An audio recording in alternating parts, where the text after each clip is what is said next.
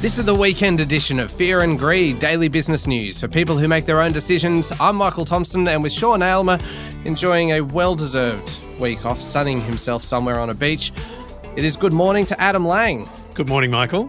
Now, Adam, our weekend show is all about the two of us each nominating what we think is the biggest business story of the week, the most remarkable business story, the sleeper story, one that's flying under the radar a little bit, and then our favourite story. It is, of course, a competition.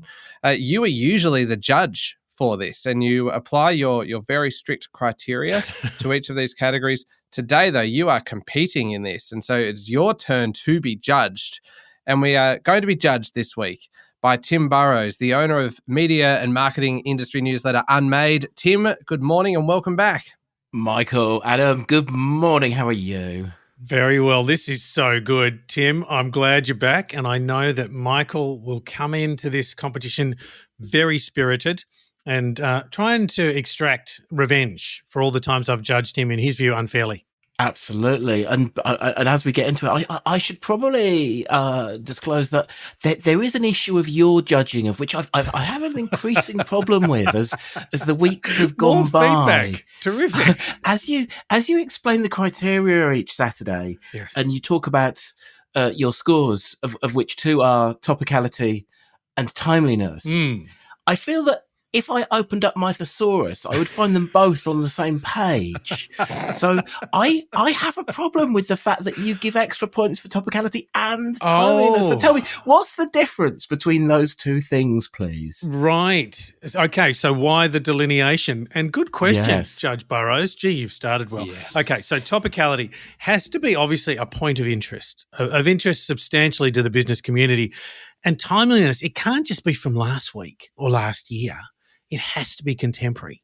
And that's where I kind of split the difference. Ah, I see. See, I would argue that rather than topicality for bears of small brains like me, that word might be relevant.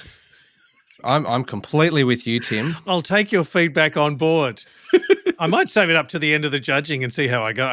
I don't think we've ever had the judge attacking one of the competitors before we've even started. This is fantastic. I do need to step in between the two of you, which is odd for me to be the peacemaker in this episode.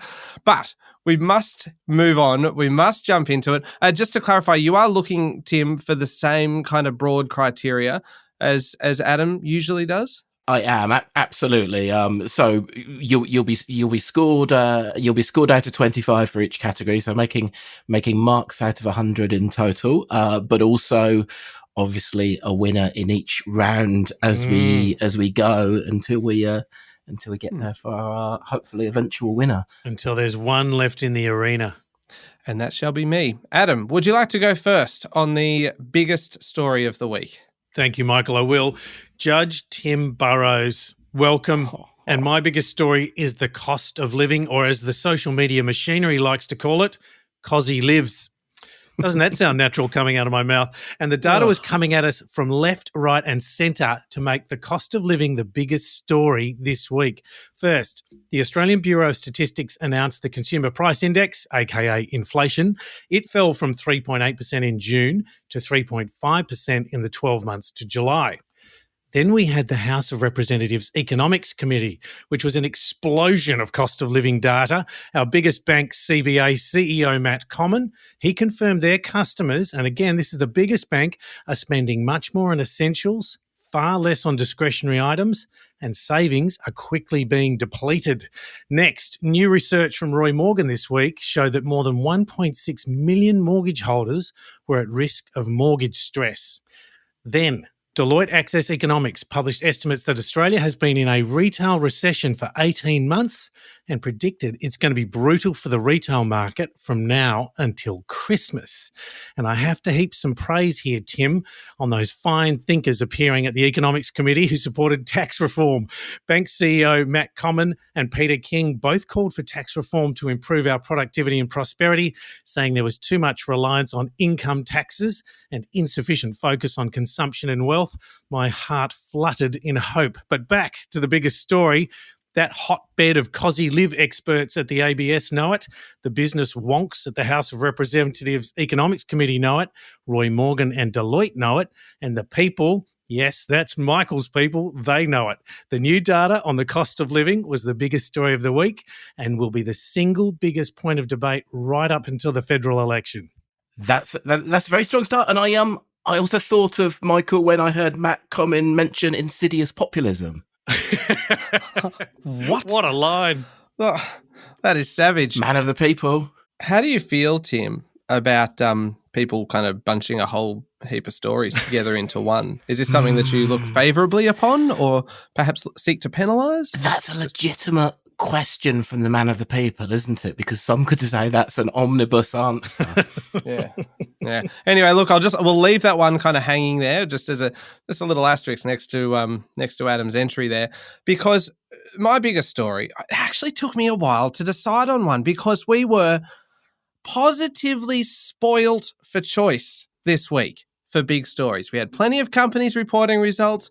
We had plenty happening in politics. And so in the end, I excluded everything else and went with the story that is going to have the biggest ongoing impact on this country.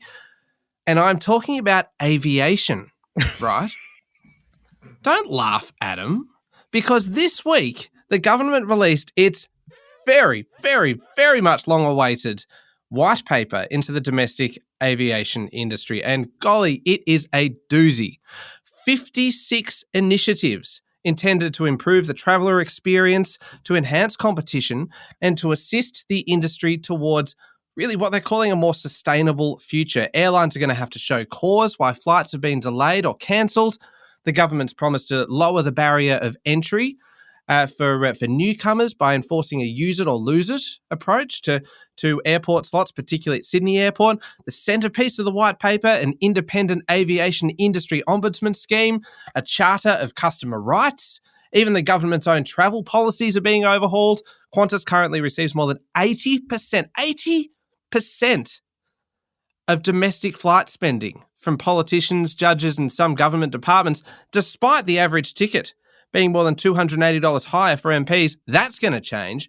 Overall, this is huge. It is designed to create a blueprint for the aviation industry through to 2050, and it is sorely needed. It could make air travel more affordable, more efficient, perhaps make it easier for another player to enter the market, because we've seen clearly with the collapses of Bonza and Rex that the domestic market is a two-party affair only. And there's a part B to this story as well. It's not an omnibus, it's just a little extra illustration, because Qantas reported its full-year results this week, delivering a $1.25 billion profit, down 28% from the record result in 2023, the first for new CEO Vanessa Hudson, who spent the last year working to restore customer faith in the Qantas brand. It's cost $230 million to do so. And a $1.25 billion profit down from that record is probably about where you would want it to be, almost from a PR perspective. Because remember last year when Alan Joyce delivered that record profit, and sure, it was great for shareholders, from the customer perspective, everyone's like, well, we are paying ridiculous amounts for airfares, and this is what it's got you. Anyway, this is all about the future. I just need to bring this back to the big picture, because this is a big story all about the big picture. It is about the future of aviation, the future of our airports, of allowing people to travel unimpeded around this country, know that their flights will be on time, and to put in place the blueprint now that allows that to happen. This is meaningful reform for a sector that affects nearly every one of us. It is the biggest story of the week. Tim. Gosh, this is a strong start from both sides. I mean, yes, I just to hear Adam say "'cause he live" is worth a little something. But I think, Michael, I'm very impressed by the fact that you played so well both attack and defence immediately, attacking the omnibus answer of Adam, but also tailoring to something which you may or may not know is a favourite topic of mine as well. Is it? I didn't know that, Tim. Aviation. As someone who's done, I feel like I've done at least 4 flights this week, which is far too many.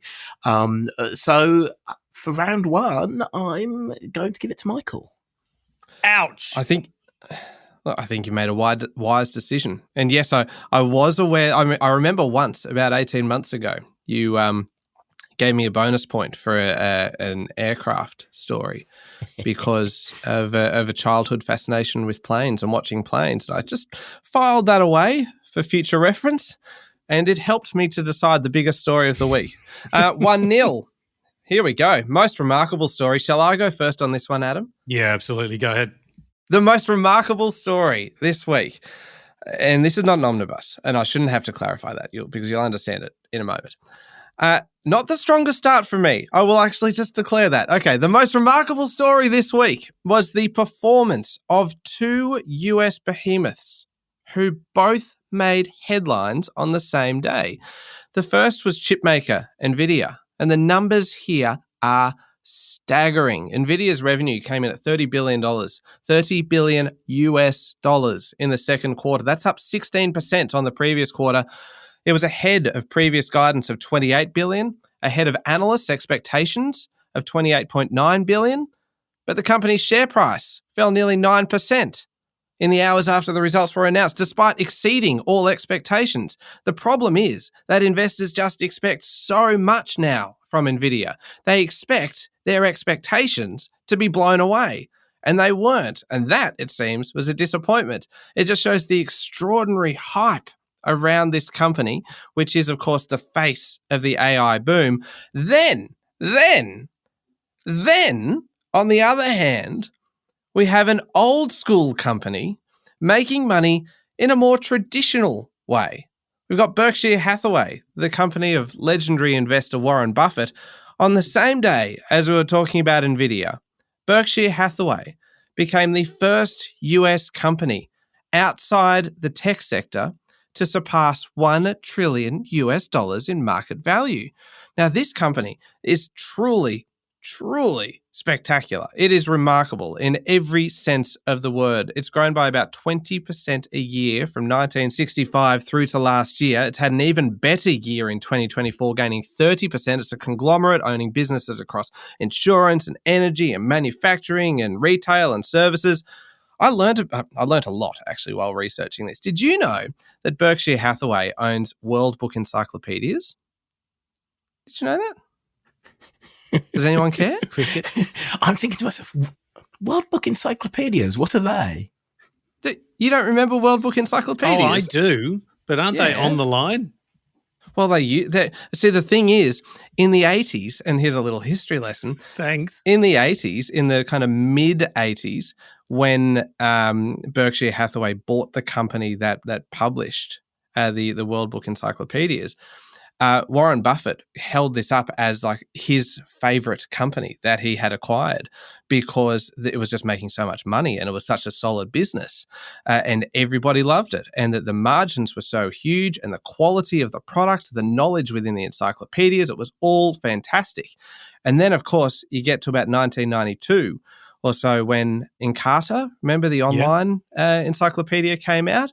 And World Book just crashed. Suddenly no one kind of needs these massive encyclopedias anymore. And so it was kind of held up as one of the fastest times that Warren Buffett had failed. Isn't that interesting? The Oracle of Omaha went online. Yeah, indeed. And all of a sudden, kind of that part of the business, they still own it, of course, and you can still order them through the website. And I was having a look at them last night, and that was very exciting for me. Anyway, unfortunately, Tim Burrowes does not care about World Book encyclopedias, so I fear that may in fact work against me. I was a bit more of an Encyclopedia Britannica family, I suppose. Me too, Tim. Oh, really? Judge Tim. Oh, Adam, that is just shameless. Anyway, Berkshire Hathaway, let's bring it back on track. This is a company that has done it the old-fashioned way, growing over decades and now passing the $1 trillion US dollar mark, and also happened just in time for Warren Buffett's 94th birthday, so that's pretty cool. Compare and contrast with NVIDIA's results and Wall Street this week. Those two companies both achieving massive things this week. Wall Street has been truly remarkable. I don't ever need to kind of over-egg it. The stats, the numbers here do that for me. Yeah, one thing I find myself struggling with is I feel like I've got two remarkable stories to judge already. NVIDIA to choose against Warren Buffett, and Adam hasn't even had a chance to speak yet. No, they're one story. It is the remarkable performance of Wall Street. Enough from you, Thompson. May I speak, Judge Burrowes? Please go ahead. And then after we get to the scoring, I'll ask Michael to choose which of the two remarkable stories he wants me to judge. All right, let's talk about the elephant in the room, or rather, the big Australian in the boardroom. BHP's results this week weren't just impressive. They were a masterclass in corporate strategy, a tale of two metals, and a remarkable glimpse into the future of mining. BHP may have missed out on Anglo-American for now, but it is clearly still on the hunt for assets, and their future is copper. Iron ore, the unsung hero supporting our nation's wealth and tax coffers, raked in a whopping 71% of BHP's $20 billion underlying profit. It's the cash cow, the golden goose. But did BHP sing its praises? Not really. Instead, the spotlight was on copper. It's a classic case of out with the old and in with the new. BHP's present is iron ore, but its future is copper. The results presentation, the CEO's comments, even the ASX release, it's all about copper, copper, copper. The message is clear. BHP is ready to pivot, to evolve, to embrace the energy transition, and copper is the way. So while there is a dull buzzing in the market about earnings season and headlines feature the odd mention of international technology, I say the real story right here in Australian business is BHP's strategic shift. It's a bold move, a calculated gamble, and a fascinating insight into the mind of a mining giant and the world's need for a green energy transition. That, Judge Burrowes, is the most remarkable business story of the week. Straight to the point with Adam there. I do like that, which does give me a dilemma, because I've decided that Michael did give two answers, really, because he didn't join up NVIDIA and Warren Buffett well enough. But Warren Buffett is fascinating, like just the whole story of Berkshire Hathaway versus, yes, I mean, copper is obviously crucial to the wider economy as well, just because of the taxes that end up getting paid on it as well. So I suppose I asked myself, if Sean was here and had a vote, then what would the Oracle of Orange have to say for himself? Very good. Oh, that is good. And I am going to give it this one to Michael. What?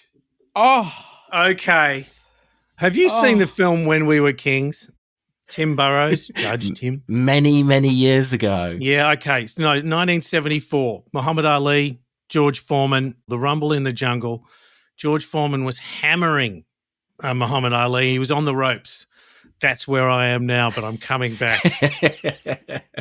So just to check, you're Muhammad Ali in this example.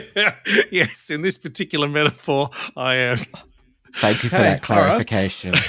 We are going to a very strange place on today's episode. We'll take a very quick break and come back with a sleeper story of the week.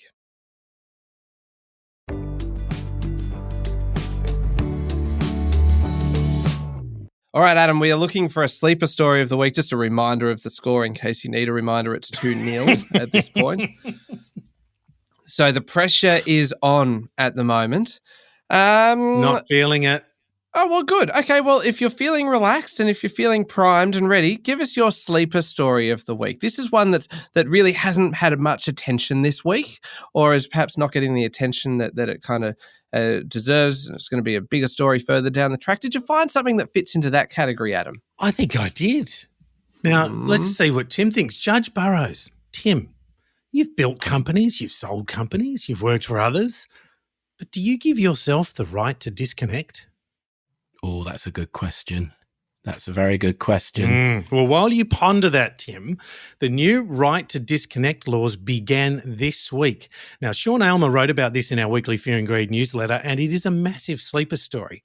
On the surface, it might seem like just another workplace regulation, but let's dig a little deeper.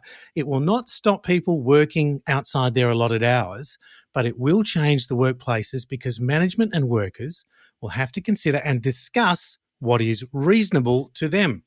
Australia is following nations including France, Spain and Belgium in introducing the right to disconnect laws to protect workers. Employers now face fines of up to $93,000 for getting in touch with an employee for non-essential reasons outside of work hours.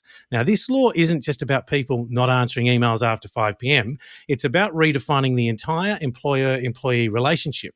For the first time, workplaces across Australia That includes from the 16-year-old juggling shifts around high school to the high-flying lawyer are being forced to have a conversation about what is reasonable outside of work hours.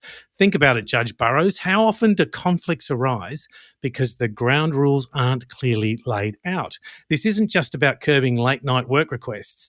It's about the balance of employer and employee power, clarity, fairness, and mutual understanding. Just imagine a world where everyone in the workplace knows exactly what's expected of them and they agree on it. For many, this will be a game changer. And Tim, this law could fundamentally affect how we work together, and that makes it the biggest sleeper story of the week. Oh, that's well argued. It certainly fits well within the definition, in that it could well be bigger down the track. Michael? Oh, this is the first time that definition has ever actually been applied, because I frequently try to shoehorn stories into this category and say it's going to be a bigger story down the track. You know what Adam does every time, Tim? He says, no, we've got plenty of coverage this week, blah, blah, blah, Sean wins. And I have never won because of that. That's a fair point. I do feel like I have heard Adam say that when he's been wearing his judging hat. Yes. Look, I'm once again just putting that out there for your consideration, not trying to kind of sway you one way or the other. Yeah. The real sleeper story this week is the fact that this is the week. We have witnessed something significant this week. This is the week where the golden era of Airbnb came to an end. Just nobody knows it yet because it's a sleeper story.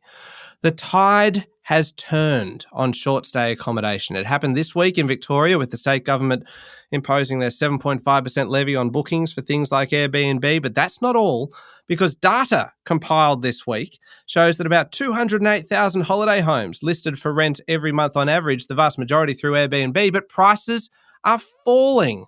They're not just falling, they are plummeting by 11%. To an average of $311 per night, while fewer than half of all short-term rentals around the country are occupied, with Melbourne and the Gold Coast among the weakest markets.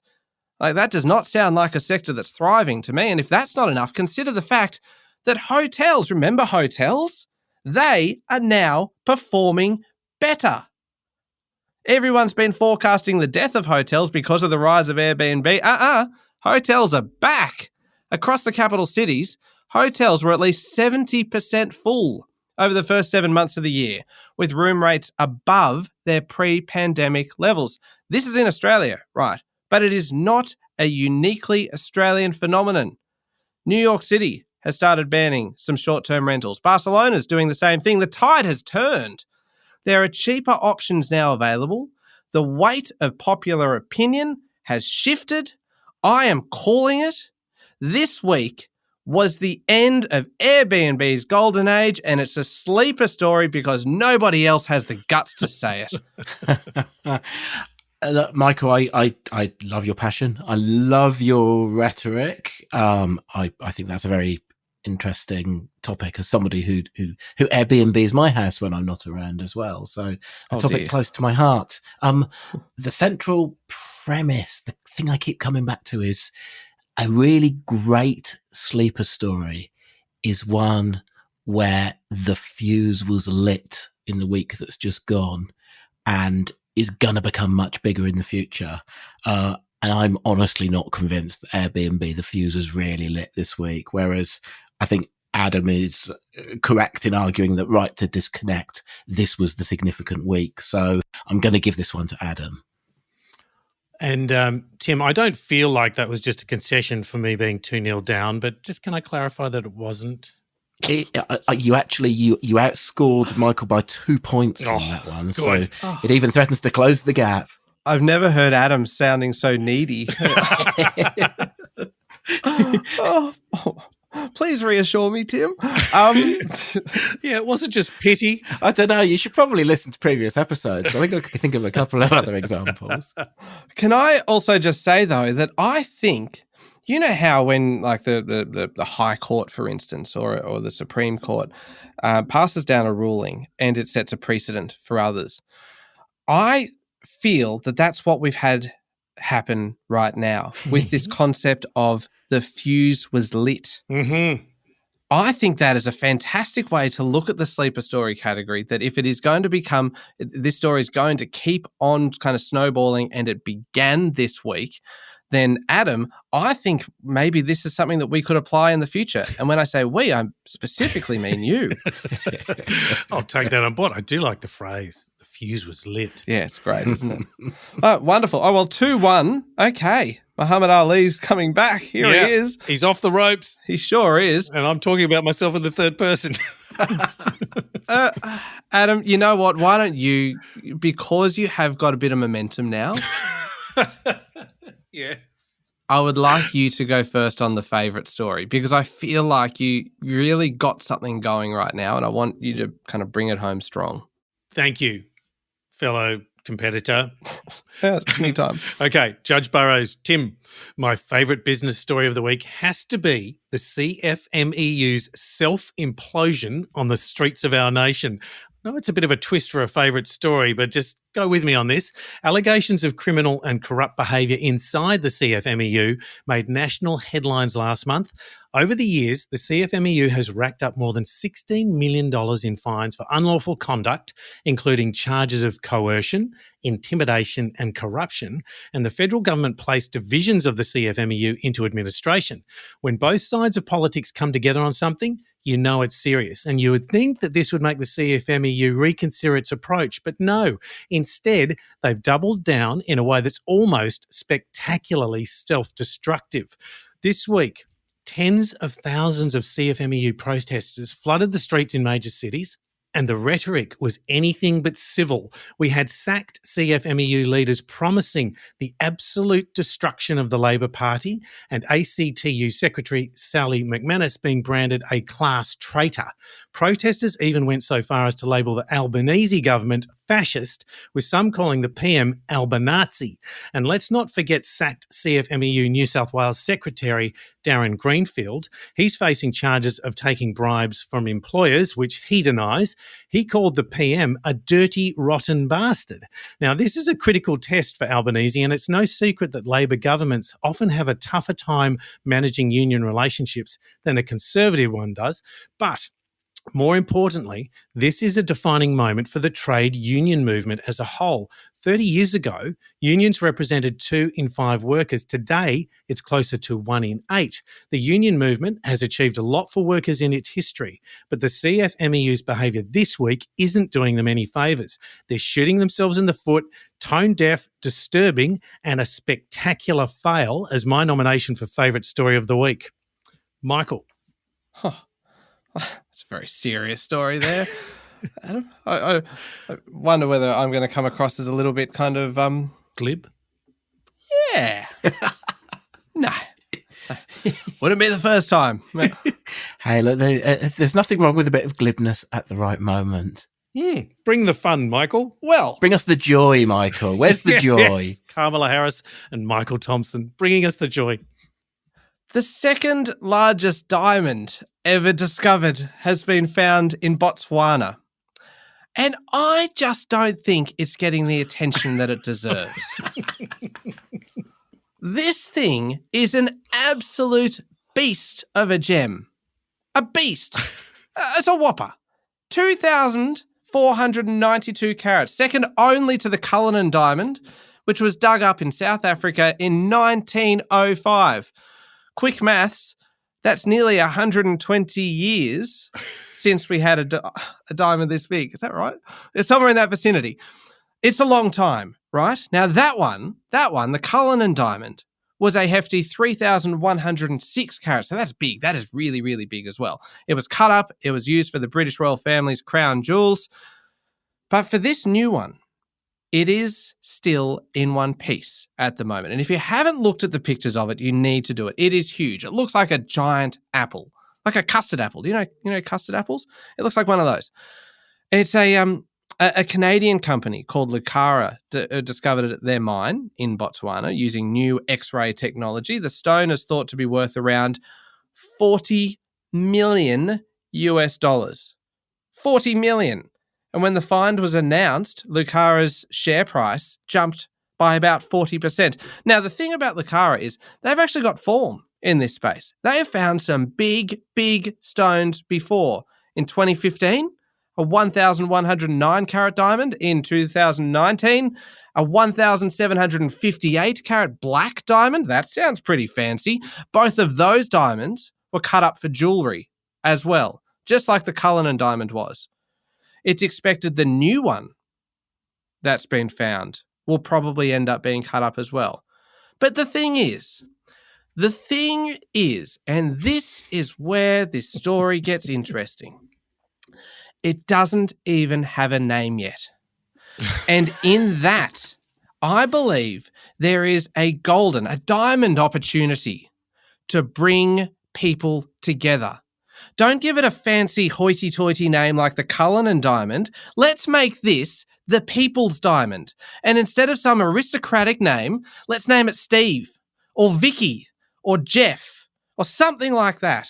Something that lets the everyman, that lets you and me feel a connection with this incredible gem. It is probably the most obscure fear and greed campaign that I have tried to get off the ground, but in a perverse way, it could actually be the one that is most likely to work because of the extraordinary groundswell of support that I suspect it is going to build. Let's name this monster diamond Steve. What a story. This is my favourite story of the week, in case you didn't tell. Michael, I think my vote is for Shiny McShiny Face. Yes. Oh, see, this is the problem. If you put it to a public vote, it's going to get named that, isn't it? After what, Boaty McBoatface and various other ones. Like, there is an opportunity here, don't you think? Like, this could be the People's Diamond. Sparkles? Sparkles, that's good, Adam, yes. Yeah. Kind of endearing. Yes, kind of endearing. So I suppose I should tell you what I think. Yes, please, Judge Burrowes. I have really struggled with this one to separate the two because they're such different topics. I mean, obviously CF, MEU, really significant and, you know, sort of massive credit to the whole of the kind of the Nine reporting organisation for breaking this story in the first place across their papers and TV. But it felt like a lot of the factors that Adam was talking about had their gestation that week in that story. There were developments this week, but was this the key week? Is the question I'm just weighing up versus yes, the rather more fun story of the apple-sized diamond. So in the end, I actually scored both of you the same. Oh, so the knock-on effect of that is that Michael wins both on the rounds by 2.5 to 1.5. But also by 86 points to 85. So on both criteria, Michael takes it. Jeepers, that hurts. 1 point. I respect the judge, Tim, but I'm just going to need some time to process the results. Hate the game, not the player, or the judge in this case. Yes. No, this is all about hating the player, I'm quite sure. This is a sterling result. And we've had a couple of precedents set with the fuse was lit and also the Oracle of Orange. It's been a very productive episode today. Tim, thank you so much for joining us and for doing such an exemplary job of judging. You know, our regular judge could learn a thing or two. Thank you very much for the invitation. It is always such a pleasure, even though it's going to listening to on my Saturday morning is going to contain I guess a little less anticipation than usual in that I kind of know the result by the time I listen.